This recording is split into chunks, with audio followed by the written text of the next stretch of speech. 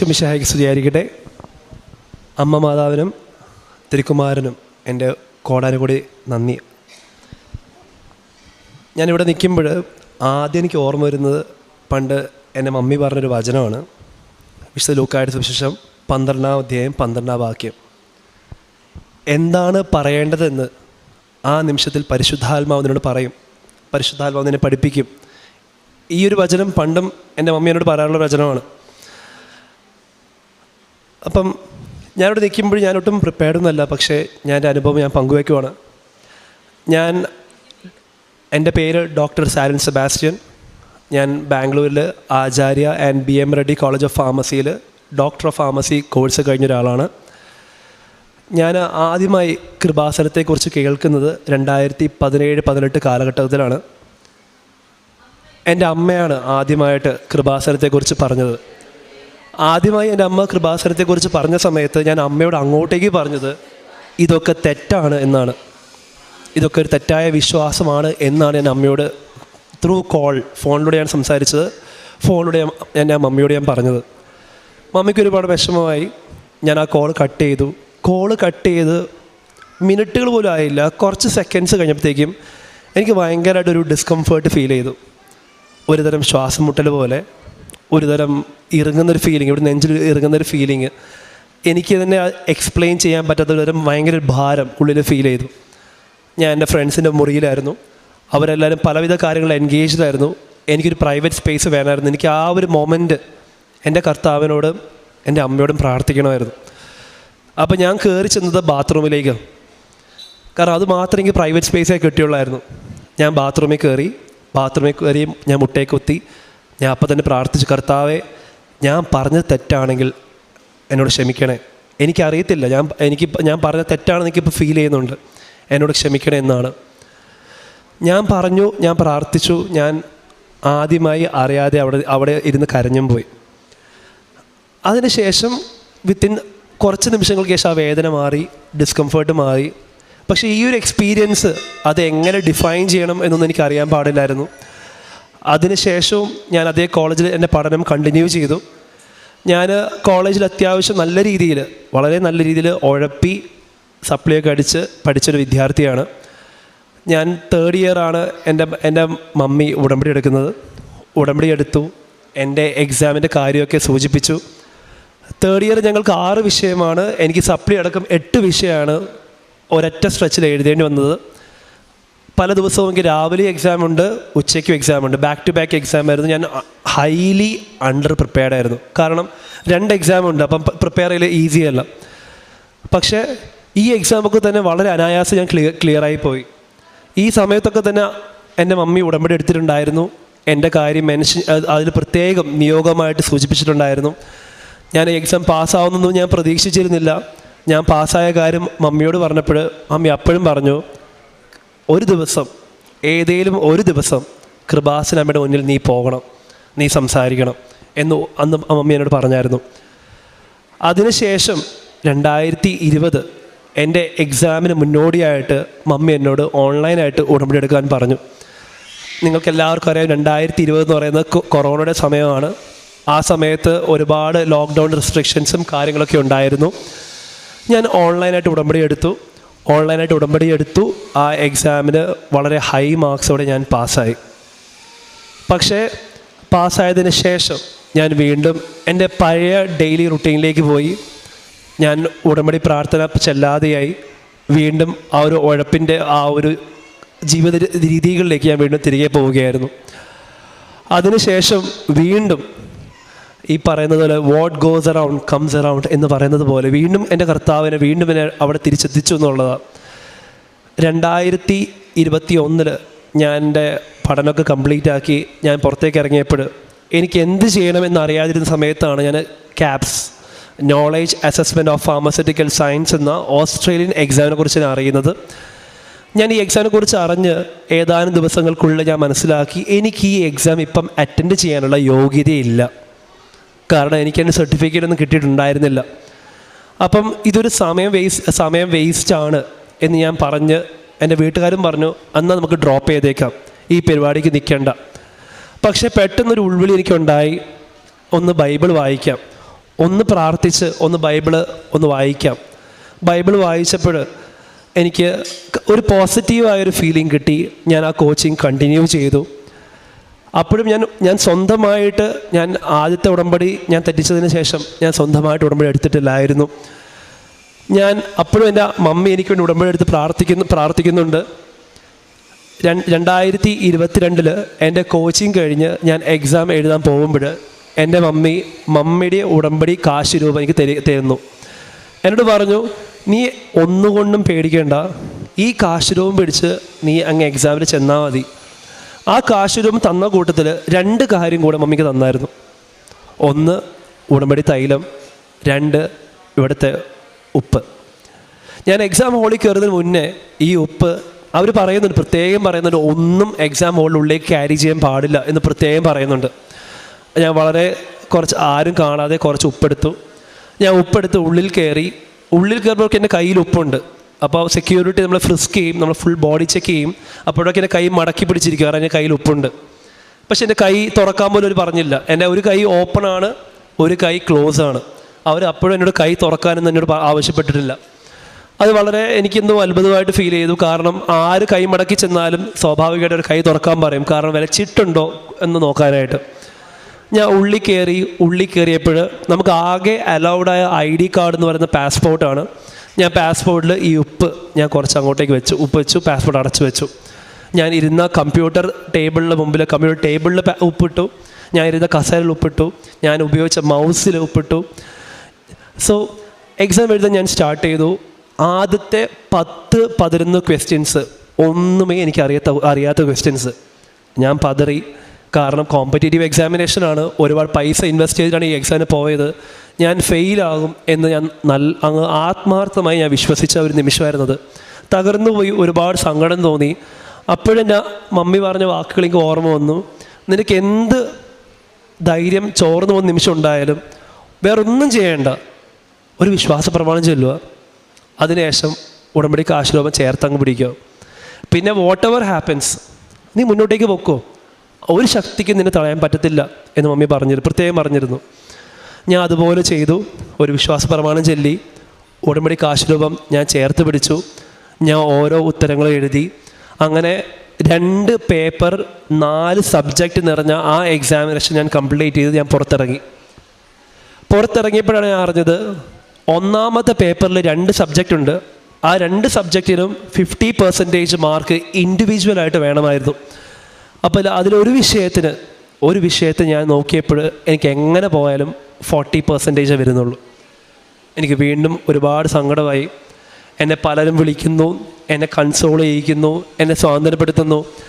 അപ്പോഴും ഞാൻ വീട്ടിൽ വിളിച്ച് ഞാൻ സങ്കടത്തോടെ സംസാരിക്കുമ്പോൾ മമ്മി പറഞ്ഞു, നീ എന്തിനാണ് പേടിക്കുന്നത്, നീ ഒരു വിശ്വാസിയല്ലേ, നീ ഓൾറെഡി നീ വിശ്വാസത്തോടാണ് എക്സാം എഴുതിയത്, നീ ഉടമ്പടി കാശ് രൂപം ചേർത്ത് പിടിച്ചാണ് എക്സാം എഴുതിയത്, നീ വിശ്വാസത്തോടെ എക്സാം എഴുതി കഴിഞ്ഞിട്ട് പിന്നെ നീ എന്തിനാ വീണ്ടും അവിശ്വാസിയെ കൊണ്ട് പെരുമാറുന്നത്? വിശ്വാസിയാണ്, മരണം വരെ വിശ്വാസിയാണ്, അത് കഴിഞ്ഞും വിശ്വാസിയാണ്. നീ വിശ്വാസത്തിൽ ഉറച്ചു നിൽക്ക്, നീ അതിന് വലിയ അത്ഭുതം നീ കാണും എന്ന് പറഞ്ഞു. ഞാൻ മമ്മി പറഞ്ഞപ്പോഴും ഞാൻ അത്രയും എനിക്കറിയാം. ഞാൻ കാരണം ആ ഒരു നിമിഷം അത്രയും കോമ്പറ്റേറ്റീവ് എക്സാമിനേഷനൊക്കെ എഴുതിയതുകൊണ്ട് ഞാൻ ലോജിക്കലി തിങ്ക് ചെയ്യുമായിരുന്നു. ഞാൻ കൂട്ടിയപ്പോഴേക്കും 40% വരുന്നുണ്ടായിരുന്നുള്ളൂ. അതുകൊണ്ട് ഞാൻ എക്സാം ഫെയിലാകും എന്ന് തന്നെയാണ് ആ ഒരാഴ്ച ഞാൻ വിശ്വസിച്ചിരുന്നത്. അൺടിൽ ആ റിസൾട്ട് ഒരു നിമിഷം എനിക്ക് മനസ്സിലായി, ഞാൻ എക്സാം പാസ്സായി. അത് ഇപ്പോഴും എനിക്ക് അത് അത്ഭുതമായിട്ടല്ലാതെ വേറൊന്നും എനിക്ക് പറയാനില്ല. കാരണം അത് ഏത് അവിശ്വാസി വന്ന്, ഏത് തത്വചിന്തവും വന്ന്, എന്ത് ഫിലോസഫി ചോദിച്ചാലും, എന്ത് ലോജിക്കൽ സ്റ്റേറ്റ്മെൻറ്റ് നടത്തിയാലും അവിടെ ഒരു വലിയൊരു അത്ഭുതം സംഭവിച്ചത്. 40% ചുമ്മാ 10% കൂടത്തില്ലല്ലോ. അത് വലിയൊരു അനുഭവമായിരുന്നു. അത് എക്സാം എഴുതി കഴിഞ്ഞ് ഞാനിവിടെ വന്നു. ആദ്യമായി നവംബർ 11, 2022 ഞാൻ ഉടമ്പടി എടുത്തു. ഉടമ്പടി എടുത്തപ്പോൾ ഞാൻ വെച്ച എൻ്റെ ഒന്നാമത്തെ നിയോഗം എന്ന് പറയുന്നത്, എനിക്കൊരു ചെറിയൊരു പ്രശ്നമുണ്ട്. നിങ്ങളെല്ലാവരും കേട്ടൊരു വാചകമായിരിക്കാം, നമ്മൾ സംസാരിക്കുമ്പോഴാണ് നമ്മൾ ആരാണ് എന്താണ് എന്ന് മറ്റുള്ളവർക്ക്, സമൂഹത്തിന്, ലോകത്തിന് മനസ്സിലാവുന്നത്. നമുക്ക് പരസ്പരം സംസാരിക്കണമെങ്കിൽ കണ്ണിൽ നോക്കി വളരെ കോൺഫിഡൻ്റായിട്ട് സംസാരിക്കണം. പക്ഷെ എനിക്കൊരു കുഴപ്പമുണ്ട്, എനിക്ക് ഒരു വ്യക്തിയെ കണ്ടു കഴിഞ്ഞാൽ ഒരു ജഡ്ജ്മെൻ്റൽ ആറ്റിറ്റ്യൂഡാണ്. അവരെക്കുറിച്ച് ഒരു തെറ്റായ കാഴ്ചപ്പാട്, ഒരു തെറ്റായ ജഡ്ജ്മെൻറ്റ് വരുമായിരുന്നു. ഇത് എന്നെ ഒരുപാട് കാലങ്ങളായിട്ട് എന്നെ പിന്തുടരുന്ന ഒരു വലിയൊരു പരീക്ഷണമായിരുന്നു. ഉടമ്പടി എടുത്തു. എൻ്റെ ഒന്നാമത്തെ നിയോഗം ഞാൻ വളരെ ക്ലിയർ ആയിരുന്നു. എൻ്റെ ഒന്നാമത്തെ നിയോഗം ഇതായിരുന്നു ഞാൻ വെച്ചത്. എനിക്ക് ഒരു വ്യക്തിയെ കാണുമ്പോൾ കോൺഫിഡൻ്റ് ആയിട്ട് ഒരു തെറ്റായ ചിന്തകളോ ജഡ്ജ്മെൻ്റൽ തിങ്കിങ്ങോ ഒന്നുമില്ലാതെ എനിക്ക് സംസാരിക്കാൻ പറ്റണമെന്ന്. ഉടമ്പടി എടുത്ത രണ്ടാമത്തെ ദിവസം ഞാൻ രാത്രി കിടന്നുറങ്ങി രാവിലെ എഴുന്നേറ്റപ്പോൾ എനിക്ക് എന്തോ ഒരു ഡിഫറെൻറ്റ് ഫീലിംഗ്. ഞാൻ എല്ലാവരെയും കാണുന്നു, സംസാരിക്കുന്നു. എനിക്ക് ആ ഒരു പോരായ്മ ഉണ്ട് എന്ന കാര്യം ഞാൻ പാടെ മറന്നുപോയി. ആ ഒരു പോരായ്മ എന്നിൽ നിന്നും കംപ്ലീറ്റ്ലി മാഞ്ഞു പോയി എന്ന് ഞാൻ റിയലൈസ് ചെയ്യാനായിട്ട് ഞാൻ കുറച്ച് ദിവസങ്ങളെടുത്തു. കാരണം പിന്നെ എനിക്ക് അങ്ങനെ ഒരു പോരായ്മ ഉള്ളതായിട്ട് പോലും എനിക്ക് ഫീൽ ചെയ്യുന്നില്ലായിരുന്നു. എനിക്ക് കോൺഫിഡൻ്റ് ആയിട്ട് സംസാരിക്കാം, എന്നും ചെയ്യാം, എത്ര മണിക്കൂർ വരെ സംസാരിക്കാം. എനിക്കൊരു തെറ്റായ ചിന്തയോ ജഡ്ജ്മെൻ്റൽ തിങ്കിങ്ങോ ഒന്നും വരുന്നില്ല. ഞാനിപ്പം ഇന്നിവിടെ നിൽക്കുമ്പോൾ ഞാനൊരു അധ്യാപകൻ കൂടിയാണ്. എൻ്റെ കീഴിൽ ഓൾമോസ്റ്റ് 150-ൽ പരം സ്റ്റുഡൻസ് പാസ്സായിട്ടുണ്ട്. അതൊന്നും എൻ്റെ ക്രെഡിറ്റ് ആണെന്ന് ഞാൻ ഒരിക്കലും വിശ്വസിക്കുന്നില്ല. അവരുടെ അധ്വാനത്തോടൊപ്പം തന്നെ അമ്മയുടെ മാധ്യസ്ഥവും തിരുക്കുമാര അനുഗ്രഹമാണെന്ന് ഞാൻ നിസ്സംശയം ഉറച്ച് ഞാൻ വിശ്വസിക്കുന്നു. രണ്ടാമതായിട്ട് എനിക്ക് പറയാനുള്ളത് എൻ്റെ PTE എക്സാമിനേഷനാണ്.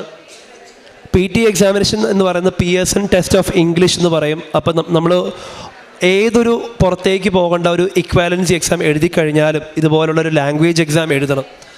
ലാംഗ്വേജ് എക്സാം എഴുതി നല്ല മാർക്ക് കിട്ടിയാൽ നമുക്ക് പോകാനുള്ള സാധ്യത കൂടുതലാണ്. അവിടെ PR കിട്ടാൻ സാധ്യത കൂടുതലാണ്. എനിക്ക് പ്രിപ്പയർ ചെയ്യാൻ കിട്ടിയത് 7 ദിവസമാണ്. 7 ദിവസം കൊണ്ട് എന്നോട് പ്രിപ്പയർ ചെയ്ത് എക്സാം എഴുതണമെന്ന് എന്നോട് പറഞ്ഞായിരുന്നു. എനിക്കറിയാം അതൊന്നും പ്രാക്ടിക്കലല്ല. ഞാൻ കഷ്ടപ്പെട്ട് 10 ദിവസം സമയം ഞാൻ ചോദിച്ചു എൻ്റെ അധികൃതരോട്. 10 ദിവസം കൊണ്ട് ഞാൻ പ്രിപ്പയർ ചെയ്യാൻ സ്റ്റാർട്ട് ചെയ്തു. ഞാൻ പ്രാർത്ഥിച്ചു. ഇപ്പോഴും നിങ്ങളുടെ മുമ്പിൽ ഞാൻ തുറന്നു പറയാണ്, ഞാൻ പ്രിപ്പയർ ചെയ്ത സമയത്തേക്കാൾ കൂടുതൽ ഞാൻ സമയം ചെലവഴിച്ചത് പ്രാർത്ഥിക്കാനാണ്. ഞാൻ എക്സാം എഴുതി. അതിൽ 4 മോഡ്യൂളുണ്ട്. സ്പീക്കിംഗ്, റൈറ്റിംഗ്, ലിസണിങ്, റീഡിങ് എന്ന് പറഞ്ഞ 4 മോഡ്യൂളുണ്ട്. എല്ലാ മോഡ്യൂളിലും ഫുൾ മാർക്ക് എനിക്ക് കിട്ടി.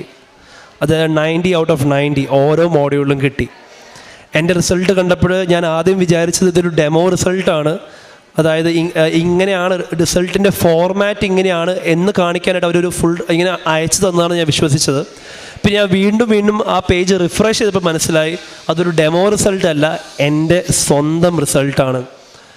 അത് വളരെ ഒരു സന്തോഷമായിരുന്ന നിമിഷമായിരുന്നു. കാരണം എനിക്ക് ഒരുപാട് ഇംഗ്ലീഷോ കാര്യങ്ങളൊന്നും അറിയത്തില്ല. അത് ഒരുപാട് സന്തോഷം തന്ന വളരെ അത്ഭുതകരമായൊരു കാരുണ്യത്തിൻ്റെ നിമിഷമായിരുന്നു. എൻ്റെ മാതാവിനും മധ്യസ്ഥയ്ക്കും എൻ്റെ കർത്താനുഗ്രഹത്തിനും ഞാൻ ഇന്നും നന്ദി പറയുന്നു. PT ഒക്കെ കഴിഞ്ഞു. ഞാൻ വിസയ്ക്കൊക്കെ വെച്ചു. ആദ്യമായൊരു വിസയ്ക്ക് വെച്ചു. വിസ എനിക്ക് മാത്രം, ആ കൂട്ടത്തിൽ എനിക്ക് മാത്രം വിസയുടെ വിളി വന്നു. ഞാൻ ഭയങ്കര ഹാപ്പിയായിരുന്നു. എനിക്ക് വിസ റിജക്ഷൻ കിട്ടി. അപ്പോൾ ഞാൻ വിചാരിച്ചു, ഒരു നിമിഷം ഞാൻ ആലോചിച്ചു, എൻ്റെ വിശ്വാസങ്ങളൊക്കെ വീണ്ടും തെറ്റിപ്പോവുകയാണോ എന്ന് ഞാൻ ചിന്തിച്ചു പോയി. തെറ്റാണ്, അങ്ങനെ ചിന്തിക്കാൻ പാടില്ലായിരുന്നു. പക്ഷേ ഒരു നിമിഷം, ആ തകർന്ന നിമിഷത്തിൽ ഞാൻ ചിന്തിച്ചു പോയി. പക്ഷേ ശരിയാണ്, ഒരു വാതിൽ അടയുമ്പോൾ കർത്താവ് അതിൽ മനോഹരമായ വേറൊരു വാതിൽ നമുക്ക് വേണ്ടി തുറന്ന് അവിടെ കാത്തിരിപ്പുണ്ടാവും. അത് വലിയൊരു ശരിയാണെന്ന് എനിക്ക് പിന്നീടാണ് മനസ്സിലായത്. രണ്ടാമത് ഒരു ഡിഫറെൻറ്റ് വിസയ്ക്ക് വെച്ചു. ആ വിസ കിട്ടി. ഈ മാസം 14-ാം തീയതി ഞാൻ ഓസ്ട്രേലിയക്ക് പോവുകയാണ്.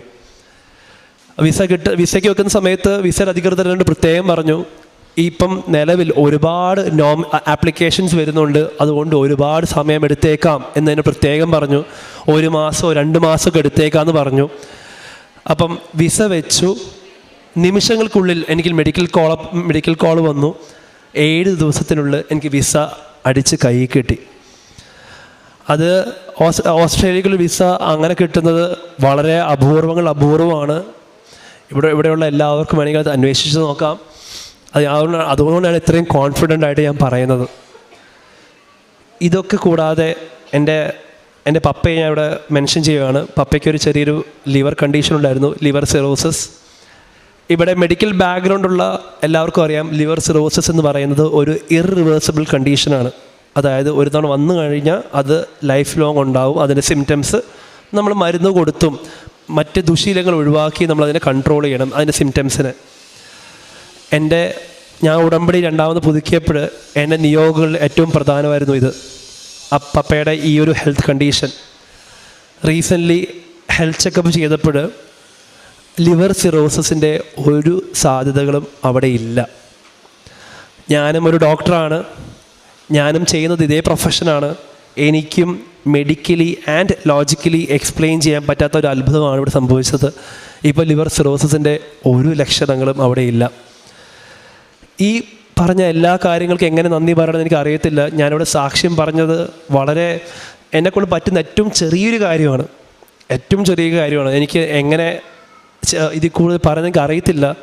പക്ഷേ ഞാൻ ഉടമ്പടി എടുത്ത പിന്നെ ഒരുപാട് മാറ്റങ്ങൾ വരുത്താൻ ശ്രമിച്ചിട്ടുണ്ട്. ബൈബിൾ വായിക്കാൻ ശ്രമിച്ചിട്ടുണ്ട്. അതിനുശേഷം അതിന് മുന്നേയൊക്കെ ബൈബിൾ എപ്പോഴേലേക്ക് വായിക്കും, അല്ലെങ്കിൽ ആരെങ്കിലൊക്കെ വായിക്കുമ്പോൾ കേട്ട് നിൽക്കും എന്ന രീതിയായിരുന്നു. പക്ഷേ ഞാൻ ബൈബിൾ വായിക്കാൻ തുടങ്ങി, വചനങ്ങളെ പരിചയപ്പെടാൻ തുടങ്ങി. എനിക്ക് വളരെ ഇഷ്ടപ്പെട്ടൊരു വചനമാണ് മത്തായിയുടെ സുവിശേഷം 6-ാം അധ്യായം 33-ാം വാക്യത്തിൽ പറഞ്ഞിരിക്കുന്നത്. ആദ്യം അവിടുത്തെ രാജ്യത്തെയും അവിടുത്തെ നീതിയും അന്വേഷിക്കുക, ബാക്കിയുള്ളതെല്ലാം അവിടെ നിങ്ങൾക്ക് തരും. അതിനെക്കുറിച്ചൊന്നും വറീഡ് ആവേണ്ട ആവശ്യമില്ല. പിന്നെ ഞാൻ മനസ്സിലാക്കിയ വേറൊരു കാര്യമാണ്, കർത്താവ് ആഗ്രഹിക്കുന്നത് ബലിയേക്കാൾ കൂടുതൽ കരുണയാണ്. ഇവിടെ ഉടമ്പടി എടുത്ത പിന്നെ ഉടമ്പടി പത്രിക കൊടുക്കുവാനും രോഗികളുടെ സമയം ചെലവഴിക്കുവാനും എന്നോട് സഹായം ചോദിക്കുന്ന ആൾക്കാരോട് എനിക്ക് സഹായം ചെയ്യാൻ സാധിക്കുമ്പോൾ ഒരു പ്രത്യേക സന്തോഷമാണ്. അവരുടെ സങ്കടങ്ങൾ അറിയുമ്പോൾ, അവരോട് സംസാരിക്കുമ്പോൾ, അവരുടെ സങ്കടങ്ങൾ അവരുടെ കൂടെ സങ്കടപ്പെടുമ്പോൾ അവിടെ ഒരു വലിയൊരു ദൈവിക അനുഭവം. കാരണം സങ്കടത്തോടൊരു കോൺവെർസേഷൻ സ്റ്റാർട്ട് എങ്കിലും അവസാനം ആ ഒരു കോൺവെർസേഷൻ എൻഡ് ചെയ്യുമ്പോൾ രോഗിയും ഞാനും പരസ്പരം ചിരിച്ചുകൊണ്ടാണ് അവിടുന്ന് പോകുന്നത്. അത് ഒരു രോഗിയെ കാണുമ്പോൾ എന്താണ് സംസാരിക്കേണ്ടത് പോലും എനിക്കറിയത്തില്ല. പക്ഷേ ആ സമയത്ത് ഞാൻ ആദ്യം സൂചിപ്പിച്ച വചനം പോലെ പരിശുദ്ധാത്മാവ് എന്താണ് പറയേണ്ടതെന്ന് വളരെ വ്യക്തവും കൃത്യവുമായി എന്നെ പഠിപ്പിച്ചു തന്നു എന്നുള്ളതാണ്. ഒരുപാട് മാറ്റങ്ങൾ ഉടമ്പടി എടുത്തേ പിന്നെ സംഭവിച്ചു. ഈ മാറ്റങ്ങളൊക്കെ തന്നെ എല്ലാത്തിനും ഞാൻ ദൈവത്തിനും എൻ്റെ അമ്മയ്ക്കും ഒരുപാട്, എൻ്റെ കൃപാസന അമ്മയ്ക്കും ഒരുപാട് ഒരുപാട് ഒരുപാട് നന്ദി അറിയിക്കുന്നു. Thank you.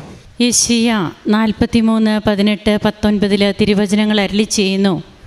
കഴിഞ്ഞ കാര്യങ്ങൾ നിങ്ങൾ ഓർക്കുകയോ പരിഗണിക്കുകയോ വേണ്ട. ഇതാ ഞാനൊരു പുതിയ കാര്യം ചെയ്യുന്നു, അത് മുളയെടുക്കുന്നത് നിങ്ങൾ അറിയുന്നില്ലേ? ഞാൻ മരുഭൂമിയിൽ നദികളും വിജനപ്രദേശത്ത് പാതയും ഒരുക്കും. ഡോക്ടർ സാലിൻ സെബാസ്റ്റ്യൻ തൻ്റെ അനുഭവ സാക്ഷ്യം പങ്കുവച്ചു.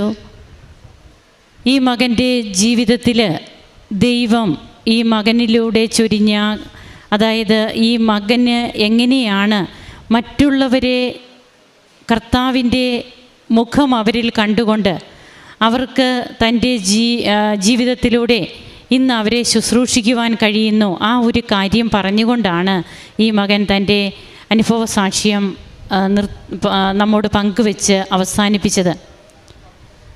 താൻ ഇവിടെ വരാനുണ്ടായ സാഹചര്യം, തനിക്ക് ഇതൊക്കെ നോൺസെൻസ് എന്ന് പറഞ്ഞ ഒരവസ്ഥയിൽ നിന്ന് തൻ്റെ മമ്മിയോട് പറഞ്ഞതാണ്. അങ്ങനെ പറഞ്ഞ് പിന്നീട് അതിനെക്കുറിച്ച് തനിക്ക് പോലും അറിയില്ല താൻ എന്തിന് അങ്ങനെ പറഞ്ഞു, പിന്നീട് അതിനെക്കുറിച്ച് വിഷമിക്കുന്നുണ്ട്. എന്നാൽ അതാണ് ആ ഒരു പശ്ചാത്താപം, ആ ചിന്തിയ തുളുമ്പിയ ആ കണ്ണുനീർ, അത് അമ്മ കണ്ടു, അമ്മ ഏറ്റെടുത്തു, പരിശുദ്ധ അമ്മ. പിന്നീട് തൻ്റെ സ്വന്തം പെറ്റമ്മ, ഇവിടെ ഓരോ മാതാപിതാക്കളും പ്രത്യേകിച്ച് അമ്മമാർ അവരുടെ മക്കളുടെ മെൻറ്റേഴ്സ് ആകുന്നത് എങ്ങനെയാണെന്ന് പല അനുഭവ സാക്ഷ്യങ്ങളിലൂടെയും നാം കേൾക്കുന്നുണ്ട്. അതായത് തൻ്റെ അമ്മയാണ് തനിക്ക് ധൈര്യം കൊടുത്തത്. പല കാര്യങ്ങളിലും ഇവിടെ ഓരോ എക്സാമിൻ്റെ കാര്യം പറഞ്ഞു, പ്രത്യേകിച്ച് PT എക്സാം. അതിന് മുൻപൊക്കെ ഒത്തിരിയേറെ തനിക്ക് ബാക്കപ്പ് ഉണ്ടായിരുന്നു. അതിലുമൊക്കെ അമ്മ പറഞ്ഞിരുന്നു, നീ ഉടമ്പടി എടുക്കണം. അങ്ങനെ ഒരു അവസ്ഥയിൽ ആയിരുന്നു എങ്കിലും പിന്നീട് ഈ മകൻ തൻ്റെ അമ്മയുടെ കാശ്-രൂപവുമായിട്ടാണ് PT എക്സാം എഴുതാൻ പോകുന്നതും. ഉടമ്പടി കാശ്-രൂപം അമ്മ എടുത്ത ഉടമ്പടിയുടേത്. പിന്നീട് എങ്ങനെയാണ് അതിൻ്റെ ഓരോ മോഡ്യൂൾസ്, ആ എക്സാം എങ്ങനെ ഈ മകൻ അറ്റൻഡ് ചെയ്യുന്നു, അതിനുശേഷം തനിക്ക് വ്യഞ്ചരിച്ച ഉപ്പും അതുപോലെ തൈലവും ഇതൊക്കെ ഉപയോഗിക്കുന്നത് എങ്ങനെ, അതിലൂടെയൊക്കെ കിട്ടുന്ന കോൺഫിഡൻസ് എന്ത്. പിന്നീട് ഇവിടെ പറയുകയുണ്ടായി, താൻ എത്ര കൂട്ടിയിട്ടും തനിക്ക് കിട്ടുന്നത് 40% ആണ്, താൻ എന്തായാലും താൻ ഫെയിലാകും എന്നുള്ളത് അടിവരയിട്ട കാര്യമാണ്. എന്നാൽ അത് ഇവിടെ എങ്ങനെയാണ് പിന്നീട് അമ്മ മാതാവ് അതിലെങ്ങനെ ഇടപെട്ടു എന്നുള്ളതാണ്. അതായത് അതുകൊണ്ടാണ് യെശയ്യാ 43:18-19 തിരുവചനങ്ങൾ അരുളി ചെയ്യുന്നത്, നിൻ്റെ കഴിഞ്ഞ കാലങ്ങളെക്കുറിച്ച് നീ ചിന്തിക്കേണ്ട, ഒരു പുതിയ കാര്യമാണ് നമ്മുടെ ജീവിതത്തിലെ ഉടമ്പടിയിലൂടെ വരിക, ഒരു പുതു ചൈതന്യം, ഒരു പുതിയ ഹൃദയം. അപ്പോൾ ഇതെല്ലാം നമുക്ക് നൽകപ്പെടുകയാണ്. നാം ഒന്ന് നമ്മെ തന്നെ ഓപ്പണാക്കിയാൽ മതി. തുറന്ന പാത്രമായിട്ട് നാം ഇരുന്നെങ്കിലേ കർത്താവിന് നമ്മിൽ കൃപകൾ ചൊരിയുവാൻ കഴിയുകയുള്ളൂ. അതൊന്നു മാത്രം നാം ചിന്തിച്ചാൽ മതി. നാം അടഞ്ഞ ഹൃദയത്തോടെ ഇരുന്നാൽ പരിശുദ്ധാത്മാവിന് പ്രവർത്തിക്കാൻ കഴിയില്ല. എന്നാൽ നാം നമ്മെ തന്നെ, നമ്മുടെ യോഗ്യതകളെന്ത്, അയോഗ്യതകളെന്ത്, നാം കർത്താവിൻ്റെ മുമ്പിൽ ഒന്നുമല്ല. ഞാനൊരു ഡോക്ടറാണ്, എൻ്റെ പപ്പയുടെ അസുഖം മാറിയത് അത് എനിക്ക് പോലും ചിന്തിക്കാൻ സാധ്യമല്ലാത്ത രീതിയിൽ അത് മാറി, അതൊരിക്കലും മാറില്ലാത്ത കാര്യമാണ്.